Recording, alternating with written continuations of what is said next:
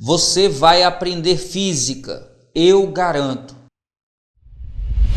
Fala fera, olha só mais um vídeo da nossa super revisão aqui para o Enem e desta vez nesse vídeo a gente vai falar sobre a habilidade de número 5. Mas atenção, se você perdeu os outros vídeos, tá aqui no card, é só clicar e dar um pulo lá. Já manda o teu dedo no like porque esse vídeo promete, hein? Vamos juntos! Olha aqui, habilidade 5 da competência 2. Essa habilidade é bem direta, dimensionar dispositivos e circuitos elétricos de uso cotidiano.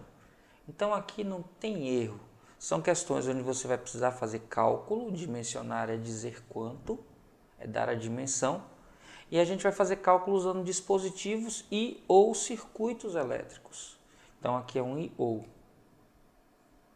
Vai aparecer na questão, por exemplo, para você dimensionar um circuito de segurança. E aí você tem que determinar quanto é o fusível ou quanto é o disjuntor. Nesse caso, cálculo de corrente. A gente tem vídeo sobre isso. A gente vai ter um dispositivo que comparar a potência de dois aparelhos semelhantes. A gente tem vídeo sobre isso. A gente também pode aparecer uma questão em que a gente tem que calcular a conta de energia. Nós temos aqui vídeos sobre isso. Então a gente tem todo um conjunto de vídeos de eletrodinâmica baseados exatamente em questões sobre essas habilidades. Vale a pena conferir, por isso que eu deixo aqui no card. É importante que você lembre as relações básicas entre resistência, DDP e corrente. R é igual a U sobre I e P de potência é igual a U vezes I.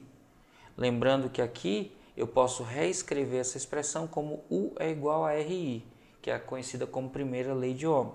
E aqui a potência eu ainda posso escrevê-la como R vezes I ao quadrado, ou ainda escrevê-la como U ao quadrado sobre R. Tudo isso aqui é forma de calcular a potência. A potência ainda se relaciona com energia, e por conta disso eu posso escrever variação de energia ou energia consumida é igual a potência vezes intervalo de tempo. Quando a gente fala de circuitos, a gente pode lembrar aqui rapidinho da regra do psil, né? A gente tem aqui P de paralelo, S de série, I de intensidade de corrente e U de DDP. Em série, corrente é igual, repito na diagonal. E aí, em paralelo, quem é igual a DDP? O resto é tudo soma. Ou seja, em paralelo eu somo as correntes, em série eu somo as DDPs. Em série, corrente é igual, repete na diagonal, o resto é tudo soma. E a física é sensacional e total. Tranquilo? É muito importante também que você saiba fazer cálculos envolvendo resistências equivalentes, porque algumas questões vão pedir isso de você.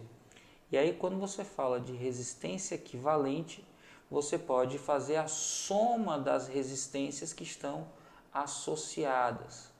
Isso acontece quando a gente tem resistores associados em série.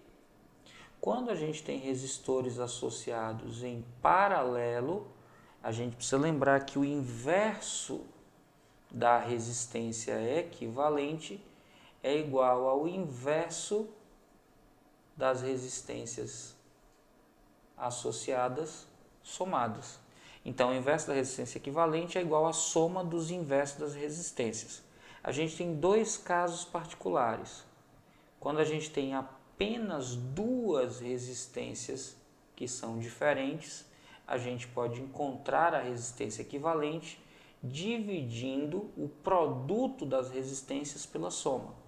Ou quando a gente tem N resistências iguais, a gente pode pegar o valor de uma delas e dividir pelo número de resistores associados. Lembrando, esses dois casos particulares só são válidos para associações em paralelo. Em série é muito simples, é só somar o valor das resistências que estão associadas. Em paralelo, o caso geral é o inverso da resistência equivalente, é a soma dos inversos das resistências associadas. Quando forem apenas duas, eu posso calcular o produto dividido pela soma. Quando forem N resistores de resistências iguais, eu pego o valor de uma dessas resistências e divido por N. Lembrando que para diferenciar série de paralelo, em série eu tenho mesmas correntes e somas DDPs. Em paralelo, eu tenho mesmas DDPs e somas correntes. Tranquilo? Agora fico com os exemplos, mas se eu já mereço seu like, dá o like. Tem dúvida? Deixa nos comentários. Caiu de paraquedas? A gente está fazendo uma super revisão aqui. E mais, tem muita coisa aqui no nosso canal para te ajudar. Então já te inscreve, ativa o sininho e vamos juntos. E aí, fera, já merece seu like? Então cai matando aí nesse like e já sabe, se tiver dúvida, deixa nos comentários que eu respondo. Recentemente foram obtidos os fios de cobre mais finos possíveis, contendo apenas um átomo de espessura que podem futuramente ser utilizados em microprocessadores. O chamado nanofio, representado na figura, pode ser aproximado por um pequeno cilindro de comprimento 0,5 nanômetro, onde 1 nanômetro é igual a 10 elevado a menos 9 metros. A seção reta de um átomo de cobre é de 0,05 nanômetros quadrados e a resistividade do cobre é de 17 ohms vezes nanômetro. Um engenheiro precisa estimar se seria possível introduzir esses nanofios nos microprocessadores atuais. Um nanofio, utilizando as aproximações propostas, possui uma resistência elétrica de... Bom, para resolver essa questão, a primeira coisa que a gente precisa é lembrar da segunda lei de Ohm. Ohm, que definiu a resistência elétrica como a razão entre a DDP aplicada a um condutor e a intensidade da corrente elétrica que atravessa o condutor, percebeu que nos fios cilíndricos existia uma relação entre a resistência e o comprimento desse fio, e que essa relação era uma relação direta. Quanto maior o comprimento do fio, tanto maior seria o valor da resistência. E que existia também uma relação com a área da seção reta desse condutor. Só que essa relação era uma relação inversa. Importante isso para uma dada temperatura. Quando eu mudo a temperatura, eu mudo o comprimento, mudo a área. Então a gente está considerando o que acontece para um pedaço de fio que tem temperatura mantida constante. Para transformar a proporcionalidade em igualdade, a gente vai ter então que inserir uma propriedade que é representada a partir de um coeficiente. Esse coeficiente, a letra ρ representa, e é a resistividade do material. Diretamente proporcional a L, então L aparece aqui multiplicando, inversamente proporcional a A, então o A da área aparece aqui dividindo. Pronto, essa expressão corresponde à segunda lei de Ohm. Esse ρ aqui é uma propriedade do material que é chamada de resistividade. É própria do material que constitui o condutor. Atenção, resistividade é do material e resistência é do resistor. Tranquilo? Bom, agora que a gente já sabe qual a expressão que a gente vai usar, a gente deve pegar os dados na questão. Ele fala a resistividade e diz que o valor é de 17 ohms vezes nanômetro. Ele diz que o comprimento L é igual a 0,5 nanômetros. E diz ainda que a área corresponde a 0,05 nanômetros quadrados. E ele diz para a gente que 1 nanômetro corresponde a 10 elevado a menos 9 metros. Só que essa informação última aqui, a gente nem vai precisar. Aí você diz, mas a gente não deve utilizar sempre unidades do sistema internacional? Aí a resposta é não. A gente precisa utilizar as unidades de forma que a resposta esteja compatível, que a equação fique homogênea. Se você olhar aqui, ó, nanômetro, nanômetro, nanômetro quadrado. Na hora que você usa a expressão ρ vezes L, tudo isso dividido por A, você vai ter como unidade em cima ρ, ohm vezes nanômetro, vezes L, nanômetro. Tudo isso dividido pela área que está em nanômetro quadrado. Perceba que quando você simplifica, a unidade aqui vai ser o ohm, que é exatamente a unidade que a gente trabalha para resistência elétrica. Então, nenhum problema em calcular utilizando os nanômetros, porque você vai acabar simplificando no final. Substituindo então os valores, olha só, a gente tem ρ 17 vezes L, que é 0,5, dividido por A, que é 0,05. Aqui embaixo eu tenho duas casas decimais, aqui em cima eu tenho só uma. Posso acrescentar um zero, e aí eu fico com duas casas decimais no numerador e no denominador. Então eu posso esquecer aqui o 0, e eu fico então com 17, que multiplica 50, tudo isso dividido por 5. Simplificando, 50 dividido por 5 dá 10, eu tenho 17 vezes 10, e eu tenho no final de tudo 170, olha a unidade, 170 ohms, ficando então que a alternativa correta, a letra E de eita, poxa, coisa fácil, tranquilo, simples demais, desde que você tenha atenção no trabalho com as unidades e saiba que expressão você precisava utilizar. Tranquilo? Os manuais dos fornos micro-ondas desaconselham, sob pena de perda da garantia, que eles sejam ligados em paralelo juntamente a outros aparelhos eletrodomésticos por meio de tomadas múltiplas, popularmente conhecidas como benjamins ou T's, devido ao alto risco de incêndio e de derretimento dessas tomadas, bem como daqueles dos próprios aparelhos.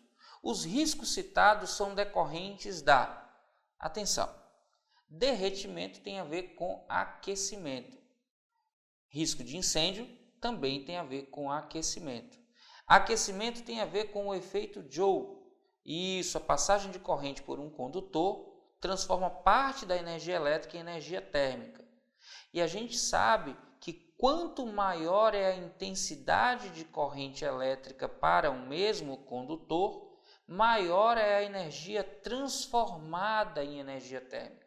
Então, quanto mais corrente passando pela tomada, maior é a chance de aquecimento.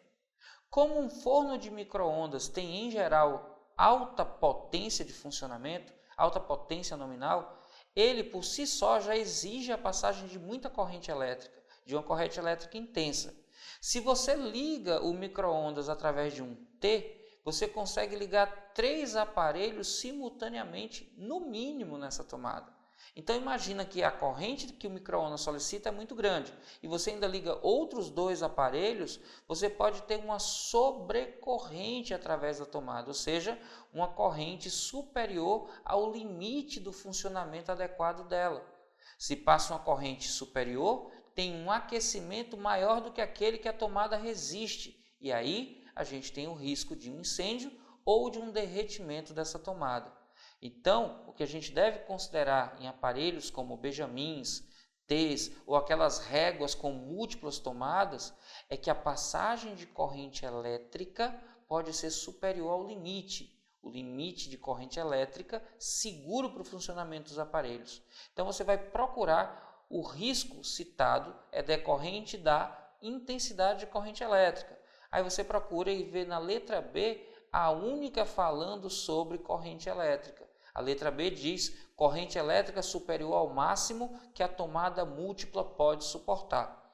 Eu só colocaria corrente elétrica de intensidade superior ao máximo que a tomada múltipla pode suportar. Mas a alternativa correta é a da letra B, B de boazinha, B de tranquila, B de esse ano é o seu, fera. Vamos juntos. A rede elétrica de uma residência tem tensão de 110 volts e o morador compra, por engano, uma lâmpada incandescente com potência nominal de 100 watts e tensão nominal de 220 volts. Se essa lâmpada for ligada na rede de 110 volts, o que acontecerá? Para que a gente possa resolver essa questão, a gente primeiro precisa entender as grandezas e como elas estão relacionadas. Então ele falou da lâmpada e atenção, ele deu as características da lâmpada. O que é que ele falou sobre a lâmpada? Ele disse que a lâmpada tem uma potência nominal de 110 watts e uma tensão nominal de 220 volts. Ora, Ives, o que é que ele está querendo dizer com essas informações?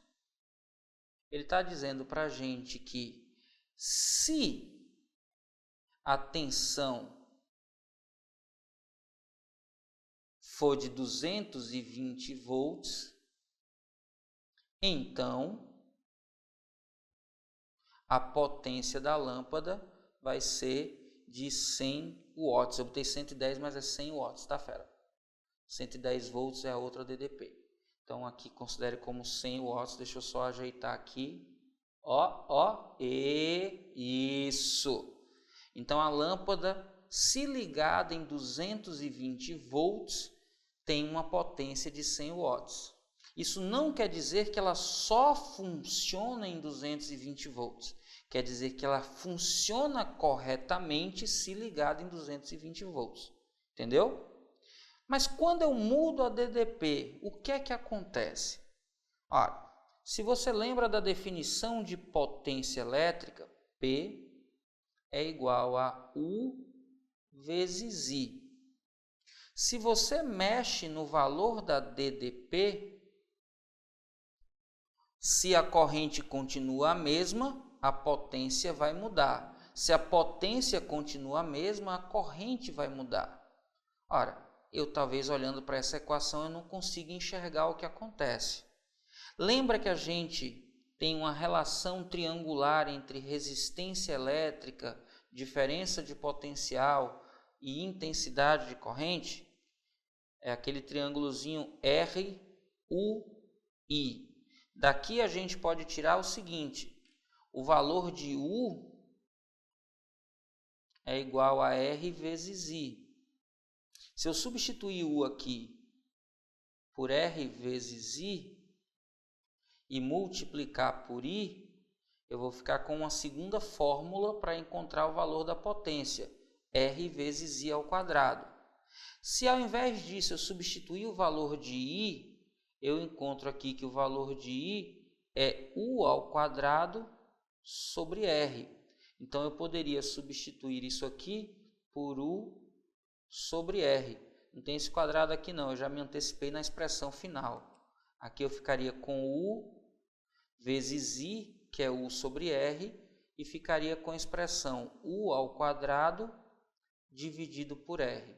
Então perceba que eu posso analisar o valor da potência em função de U e I, de R de I ao quadrado, de U ao quadrado e de R. Daqui então, vamos ver o que é que ele falou para a gente sobre a lâmpada. DDP de funcionamento e potência. A gente sabe que quando a gente mede na tensão, muda o brilho da lâmpada. É só você pensar na sua casa quando você de repente liga uma coisa que consome muita energia, como chuveiro elétrico ou ar-condicionado. Tem uma pequena variação na rede e você vê a lâmpada piscando. Ou quando você mora num bairro muito afastado, à noite, às vezes a lâmpada fica mudando o brilho por conta da variação da tensão. Então eu tenho que ver o que acontece com a tensão para ver o que acontece com a potência. Como é a mesma lâmpada e ele não fala sobre o comportamento da resistência da lâmpada, eu posso assumir um resistor associado a essa lâmpada que respeite a lei de Ohm. Então eu poderia pensar aqui num resistor que a resistência é constante. E aí, quando eu assumo a resistência como constante, se eu olho para essa expressão P é igual a U ao quadrado sobre R, perceba que se o valor de R é constante, o valor de U, quando muda, muda o valor da fração. Se o valor de U aumenta, o valor dessa fração aumenta. Se o valor de U diminui, o valor dessa fração também diminui. Isso significa que o valor da potência P, quando R é constante, é proporcional ao valor do quadrado de U. Isso significa que se eu dividir o valor de U por 2, a potência, já que é diretamente proporcional, vai ser dividida por 2 ao quadrado. Isso quer dizer, então, que a potência vai ser dividida por 4. Ela fica menos que metade do brilho por conta disso. Atenção, eu assumi que a resistência era constante, mas, na verdade, a resistência varia com a temperatura. E como ela vai ser menos aquecida, o valor da resistência não vai variar igualmente como variaria se 220 volts fosse aplicado nela. Mas ainda assim, se eu olho para a expressão P é igual a U vezes I, e olho para essa expressão, que é a primeira lei de Ohm, U igual a R vezes I, quando eu diminuo o valor de U, esse produto aqui tende a diminuir dependendo do comportamento de I. Se o valor de R é aproximadamente constante, é mantido quase que igual, quando o valor de U diminui, o valor de I também se torna menor. Logo, as duas coisas estão diminuindo, tanto o valor de U quanto o valor de I. Então, a potência vai ter a combinação dessas duas coisas. Então, ela vai ficar ainda menor. Eu dividi o U por 2 e diminuí o I. Então, a potência vai diminuir por algo que é maior do que 2, já que ela também vai diminuir pelo fator de I. Logo, a potência final nesta situação será menor que metade da potência que teria se ligada nas condições corretas. Por isso que você vai procurar a alternativa que diz que a lâmpada vai brilhar mais fracamente e vai brilhar menos que a metade, porque a DDP é menor e a corrente também fica menor. Quando é que você encontra isso? Na alternativa da letra D. A letra D diz que a lâmpada brilhará fracamente, pois como tem metade da tensão, a corrente também será menor, e por isso a potência dissipada será menos que metade da potência nominal. A alternativa correta, que diz tudo certinho, é a da letra D, D de detona, fera. Esse é seu ano. O chuveiro elétrico é um dispositivo capaz de transformar energia elétrica em energia térmica, o que possibilita a elevação da temperatura da água. Um chuveiro projetado para funcionar em 110 volts pode ser adaptado para funcionar em 220 volts, de modo a manter inalterada sua potência. Uma das maneiras de fazer essa adaptação é trocar a resistência do chuveiro por outra de mesmo material e com... Para a gente resolver essa questão, a gente precisa lembrar que a potência elétrica pode ser relacionada com diferença de potencial e intensidade de corrente pela fórmula P é igual a U vezes I. Pode ser também dada pela expressão R vezes I ao quadrado, ou ainda eu posso falar em potência elétrica como U ao quadrado sobre R. Perceba que nessa questão ele fala sobre potência, diz os valores da DDP e comenta que a gente tem que trocar a resistência. Então, a gente tem que trocar o resistor do chuveiro, na verdade, por um valor de resistência diferente. Potência, DDP, resistência. Pelos dados da questão, a gente deve utilizar então essa terceira expressão que eu estou destacando aqui. Ora, ele quer que a gente tenha potência 1 igual a potência 2. A potência na primeira situação eu posso encontrar fazendo a tensão, a DDP, que é 110 ao quadrado, dividida pela resistência 1, que eu não sei quanto é. A potência na segunda situação vai ser dada pela nova DDP, que é 220 ao quadrado, e como eu vou mudar o valor da resistência, eu vou escrever aqui dividido por um R2. Como ele quer que a potência 1 seja igual à potência 2, atenção agora, eu vou igualar esses dois valores.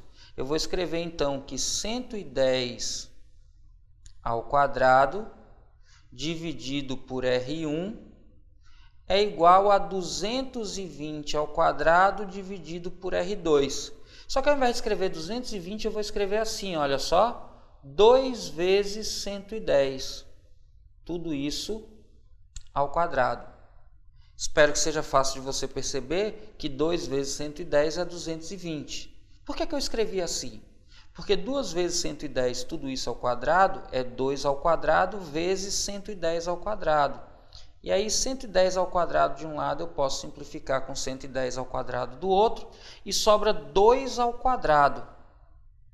Eu fico então que 1 sobre R1 é igual a 2 ao quadrado, que é 4 sobre R2. Fazendo o produto dos meios é igual ao produto dos extremos, a resistência elétrica tem que ter um valor 4 vezes maior na segunda configuração. Como eu quero ter a mesma potência, mas eu estou mudando a DDP, eu preciso que a nova resistência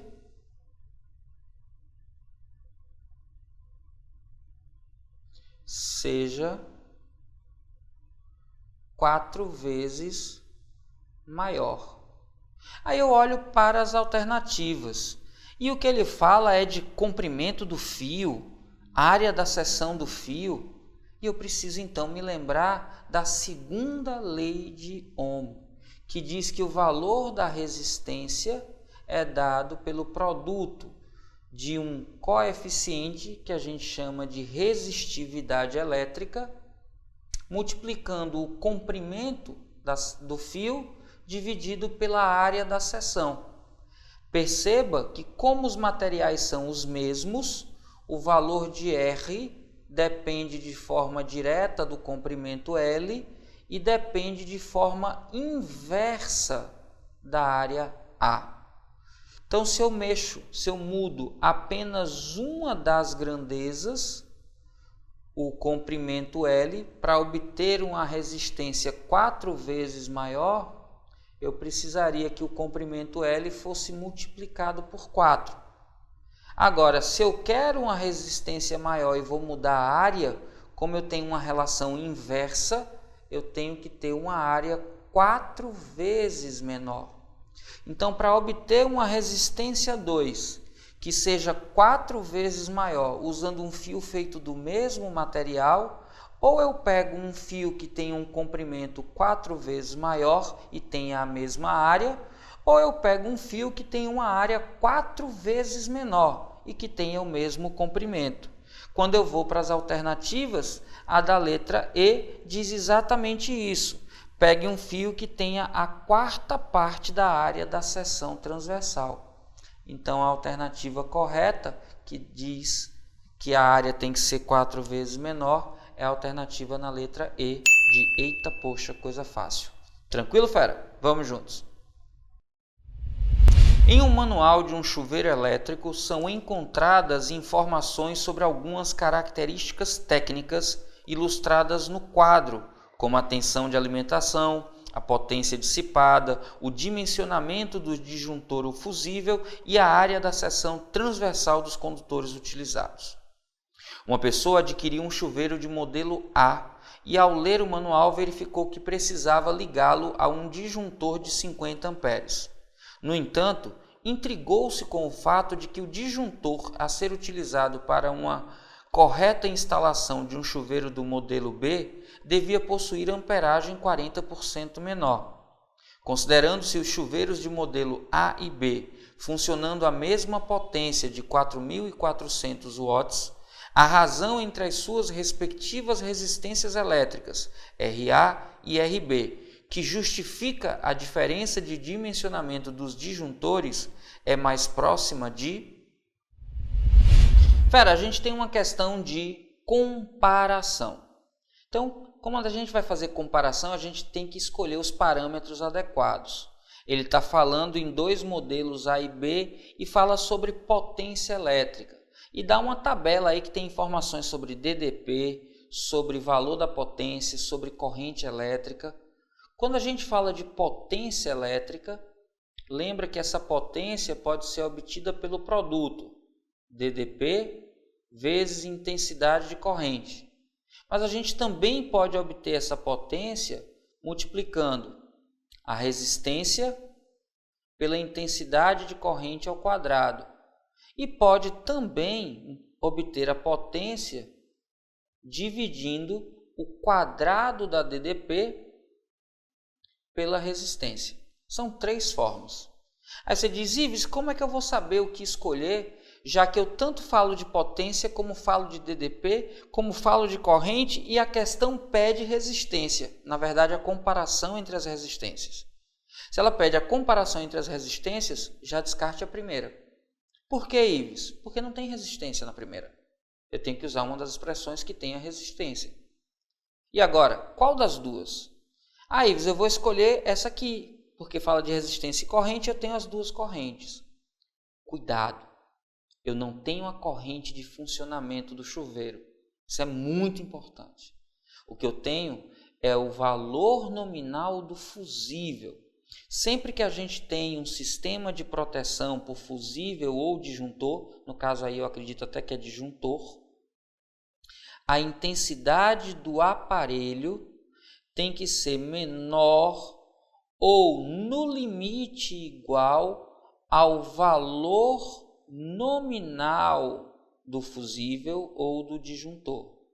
Quando eu digo que o fusível ou disjuntor é de 30 A, eu não estou dizendo que a corrente do chuveiro é 30. Eu não estou dizendo que está passando 30 A no chuveiro. Eu estou dizendo que no máximo eu vou permitir uma passagem de 30. E normalmente o valor nominal tem uma margem de segurança um pouco maior para que pequenas oscilações não desliguem o aparelho. Então, muita atenção e cuidado. Os dados da tabela sobre corrente não são da corrente do aparelho, são do valor nominal do disjuntor. Logo, o que a gente sabe de fato é quem é a DDP onde ela está ligada, onde o chuveiro está ligado, e a gente sabe que a potência em cada situação. A expressão mais correta para a gente usar, olha só qual é? P igual a U ao quadrado sobre R. Na questão, eu quero comparar o valor das resistências quando as duas potências em A e B são iguais, 4.400 watts. Substituindo essa expressão, eu tenho que U1 ao quadrado sobre R1 é igual a U2 ao quadrado sobre R2. R1 está dividindo, passa multiplicando, fica no numerador. O 2 que está multiplicando passa dividindo. Então, eu posso reescrever como R1 sobre R2, que é o que ele quer saber, é igual a U1 ao quadrado dividido por U2 ao quadrado. Ou, como ambos estão ao quadrado, eu posso fazer U1 dividido por U2, tudo isso ao quadrado.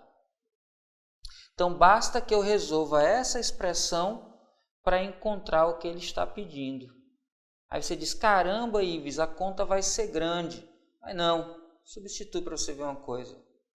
127 sobre 220 isso aqui ao quadrado. Como assim isso não é grande, Ives? Eu vou fazer 127 ao quadrado, 220 ao quadrado, depois dividir.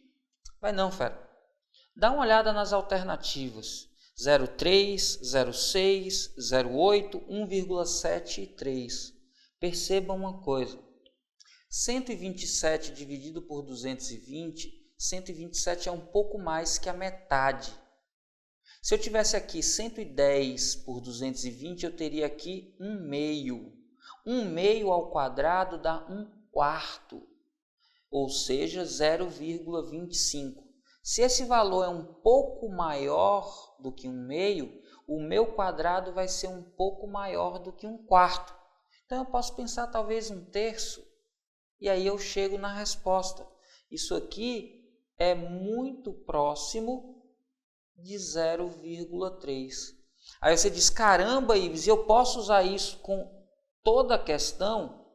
A maioria das questões do Enem que tem cálculo em física, que precisa fazer um cálculo um pouco mais trabalhoso como esse, quase sempre tem as alternativas distantes uma da outra, que com sensibilidade você consegue, com percepção, você consegue resolver. Mesmo que você não faça esse cálculo, você tem como saber que ele é um pouco maior do que 1/4. E aí um pouco maior do que 1/4 dentre as alternativas, a alternativa correta é a da letra A de aprovação. Se você não concorda com isso, vai lá e faz a conta e depois mostra para mim quanto deu. Você vai ver que dá muito perto de 0,3. Tranquilo, fera? Vamos juntos. Os motores elétricos são dispositivos com diversas aplicações. Dentre elas, destacam-se aquelas que proporcionam conforto e praticidade para as pessoas. É inegável a preferência pelo uso de elevadores quando o objetivo é o transporte de pessoas pelos andares de prédios elevados. Nesse caso, um dimensionamento preciso da potência dos motores utilizados nos elevadores é muito importante e deve levar em consideração fatores como economia de energia e segurança. Considere que um elevador de 800 kg, quando lotado com 8 pessoas, ou 600 kg, precisa ser projetado. Para tanto, alguns parâmetros deverão ser dimensionados. O motor será ligado à rede elétrica que fornece 220 volts de tensão. O elevador deve subir 10 andares em torno de 30 metros a uma velocidade constante de 4 metros por segundo. Para fazer uma estimativa simples de potência necessária de corrente que deve ser fornecida ao motor do elevador, para ele operar com a lotação máxima, considere que a tensão seja contínua, que a aceleração da gravidade seja 10 metros por segundo quadrado e que o atrito pode ser desprezado. Nesse caso, para um elevador lotado, a potência média de saída do motor do elevador e a corrente elétrica máxima que passa no motor serão, respectivamente, de... Olha aí, fera, bora fazer aqui uma representaçãozinha rápida e simples do que está acontecendo nessa questão. Imagina que esse retângulo que eu vou desenhar é o elevador. Elevador aqui, supor que aqui sejam as pessoas dentro do elevador, ou pelo menos parte delas. E que aqui em cima eu tenha um motor, e aí esse motor tem aqui um fio, vai passar por uma polia, e aí isso vai chegar no motor. Ok. Esse motor vai tracionar o conjunto elevador-pessoas. Então tem uma força de tração aqui feita pelo motor. E esse conjunto, pessoas mais elevador, tem um peso, que eu vou colocar aqui para baixo, peso. Como ele diz que a velocidade com que o elevador sobe é constante, eu já posso dizer que a aceleração do movimento é nula e, por conta disso, a força resultante do movimento também é nula. Esse conjunto de informações me permite dizer que a tração feita pelo fio no elevador equilibra o valor da força-peso. Ora, como é que eu calculo força-peso? Força-peso é igual a massa vezes o módulo da aceleração da gravidade. Substituindo os valores, a força de tração vai ser igual. A massa total aqui são 800 kg do elevador mais 600 kg das pessoas. Multiplicado pela gravidade, que é 10, a tração feita pelo fio vai dar igual a 14.000 newtons. Reserva essa informação. Você diz, poxa, Ives, mas ele não está perguntando para a gente quanto vale essa tração. É verdade. Ele está perguntando para a gente quanto é a potência do motor. Eu preciso então lembrar que a potência do motor pode ser calculada pela razão entre o trabalho feito pela força e o intervalo de tempo, quando eu falo de potência média. Como aqui força vezes deslocamento, já que a força é constante, vezes cosseno do ângulo formado entre a força e o deslocamento, dividido por ΔT, eu tenho que a potência vai ser calculada como força vezes ΔS sobre ΔT, é velocidade média, tudo isso vezes o cosseno do ângulo. Neste caso em que o elevador está em movimento vertical, tração é paralela e tem mesmo sentido do movimento. Então, nesse caso, o cosseno vai ser 1. E a potência que o motor precisa fornecer é igual à força, que é a força de tração, 14.000, multiplicado pela velocidade média. Velocidade média que ele deu no problema é igual a 4. Quando você faz essa conta, você encontra 56.000 watts. Como 1.000 é quilo, eu posso escrever que a potência do motor é 56 kW. Apenas chegando aqui a gente já sabia qual era a resposta do problema, porque somente uma das alternativas mostra uma potência de 56 kW, que é exatamente a da letra C. C de coisa fácil.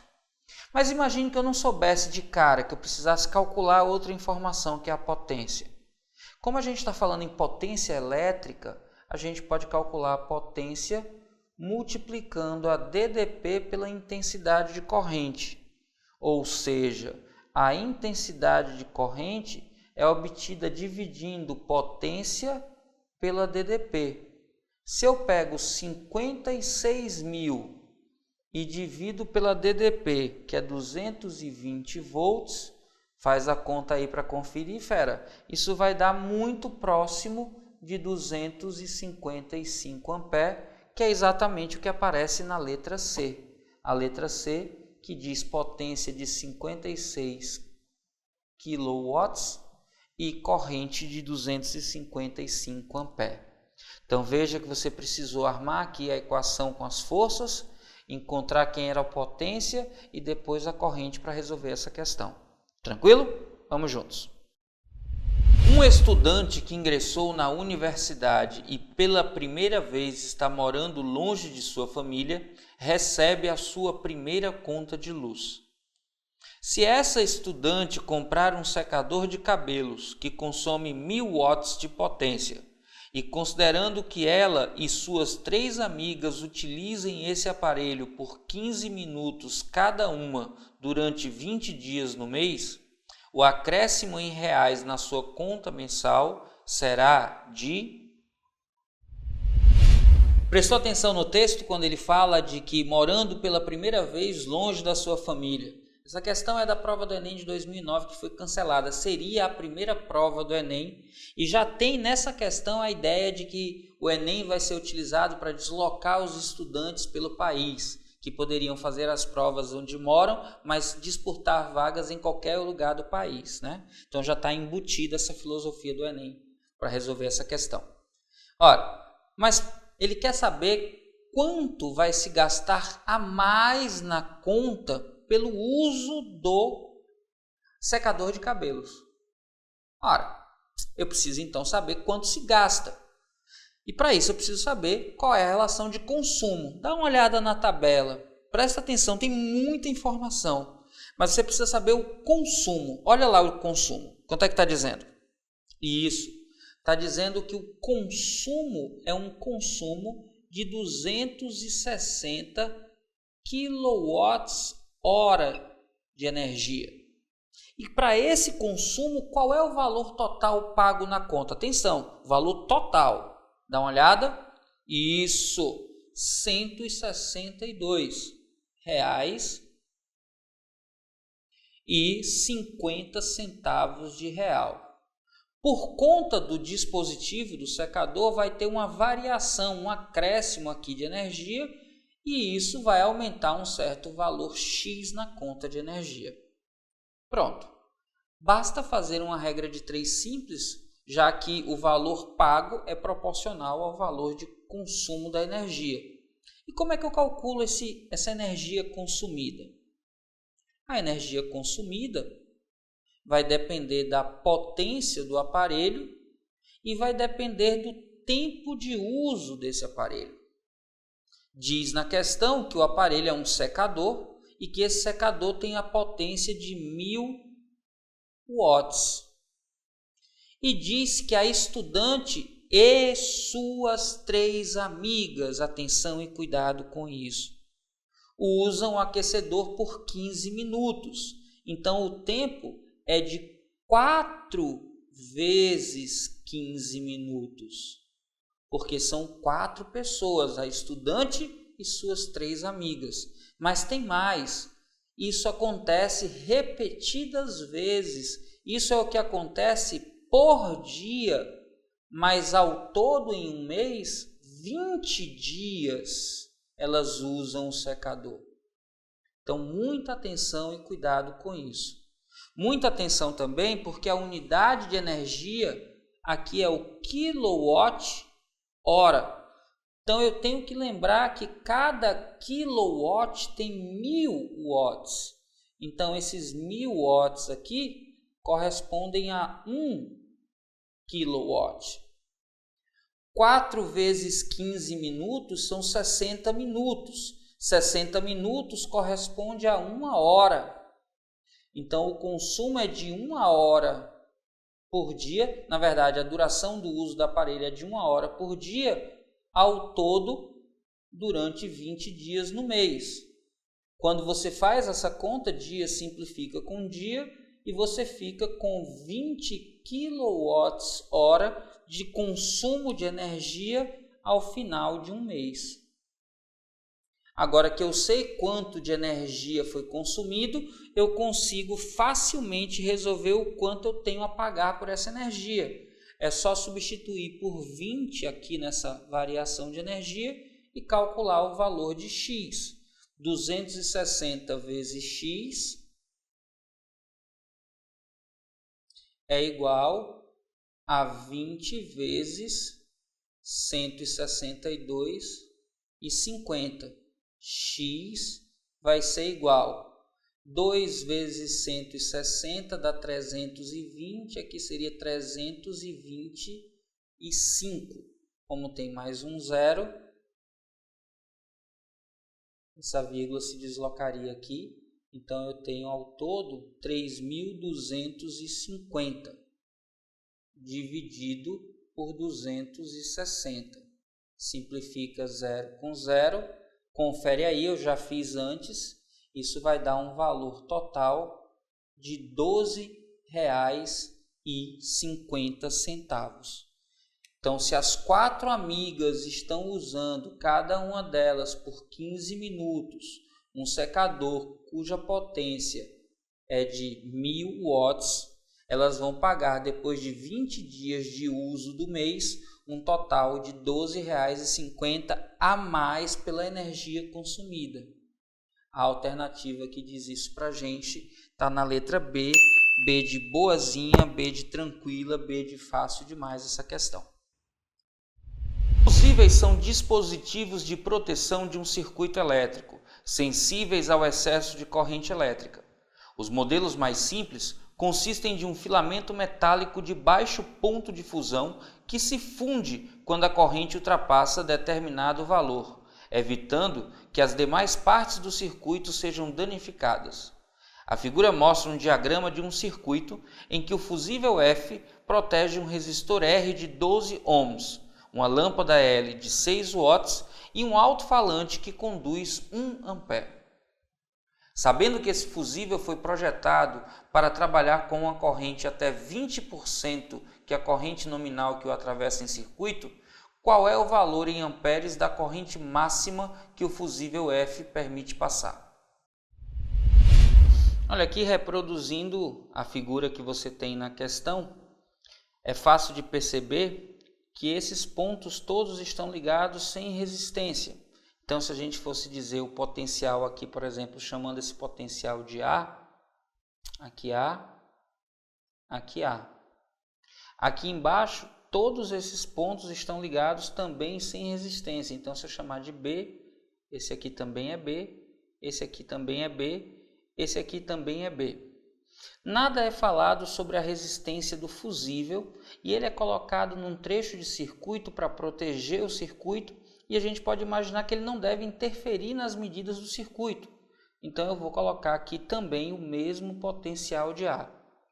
Perceba então com isso que a bateria de 12 volts, o resistor de 12 ohms, a lâmpada de 6 watts e o alto-falante percorrido pela corrente de 1 ampere, todos estão sob a mesma diferença de potencial, ou seja, estão todos em paralelo.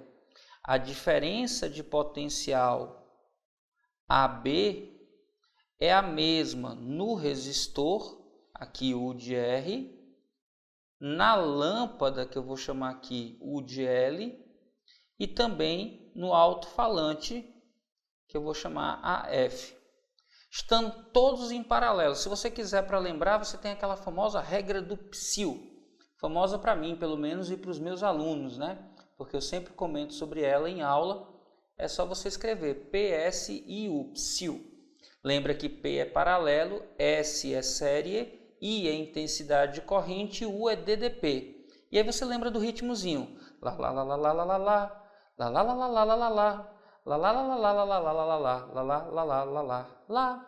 Em série, corrente é igual. Aí você escreve aqui, ó, igual. Série, corrente é igual. Repete na diagonal. Aí olha só, em paralelo, quem é igual a DDP. O resto é tudo soma. Aí olha só, a física é sensacional. Uau! Então eu tenho em série, corrente é igual. Repete na diagonal. O resto é tudo soma. A física é sensacional. Uau! E total. Então é só lembrar que em paralelo eu tenho a soma das correntes e eu repito a DDP. Opa, a soma das correntes. Então aqui eu vou ter uma corrente I, que eu vou chamar de I1 no resistor de 12. Eu vou ter aqui uma corrente I2 na lâmpada de 6 watts e tenho aqui uma corrente I3 no alto-falante que vale 1 ampere. E essas três correntes se somam saindo aqui do gerador. Então eu já sei que a corrente total é igual ao somatório das correntes em cada trecho. Como eu tenho 3 trechos, mais um deles eu já sei a corrente sem problemas. Eu vou aqui escrever I1 mais I2 mais I3. E 3 eu já sei que vale 1 ampere.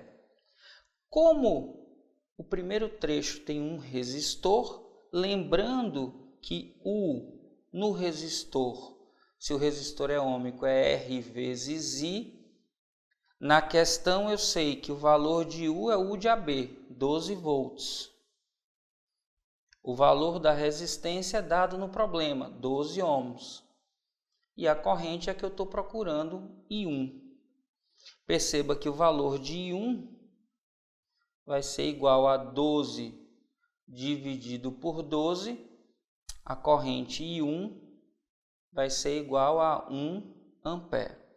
Então, a corrente que passa pelo resistor de 12 ohms vale 1 ampere. Na lâmpada, eu não tenho o valor da resistência, eu tenho o valor da potência. Mas eu posso lembrar que potência é dada pelo produto da DDP vezes a intensidade de corrente. Eu sei quanto é a DDP, e sei quanto é a potência. Então, substituindo, eu tenho 6 da potência é igual a 12 da DDP vezes a intensidade de corrente, que é o I2. 12 está multiplicando, passa dividindo. Então, a corrente I2 seria 6 dividido por 12. A corrente I2 seria 0,5 ampere. Como eu já sei quanto vale a corrente I3, eu posso simplesmente substituir aqui, 1 mais 0,5 mais a corrente I3, que vale 1. Logo, a corrente total no circuito é de 2,5 ampere. Acabou a questão? Claro que não. Muita atenção e muito cuidado. Por quê? Porque ele diz que o fusível aceita um excesso de 20%. Ele suporta até 20% a mais do que a corrente. Então, eu tenho que pegar e calcular quanto vale 20% disso aqui. Lembrando que 20% é a mesma coisa que 20 sobre 100. Eu vou ter então que o valor nominal do fusível, que é a máxima corrente que ele suporta, é igual a 2,5 mais um excedente de 20% desses 2,5. Ora, 20 dividido por 100 é 0,2. 0,2 de 2,5. Fazendo esse cálculo aqui no cantinho, eu tenho 2,5 mais 0,2 vezes 2,5 dá 0,5 e 2,5 mais 0,5 dá 3 ampere. Muito cuidado com isso. Tenho certeza que muita gente afobada, que não presta atenção nos detalhes da questão, pode ter perdido essa questão porque foi lá na resposta 2,5 que tem no gabarito como letra D. Só que não prestou atenção nesses 20% e a resposta correta é a letra E. E eita, poxa, essa questão merecia um pouquinho de atenção e cuidado, principalmente por causa desses 20% aqui a mais. Muito cuidado com isso.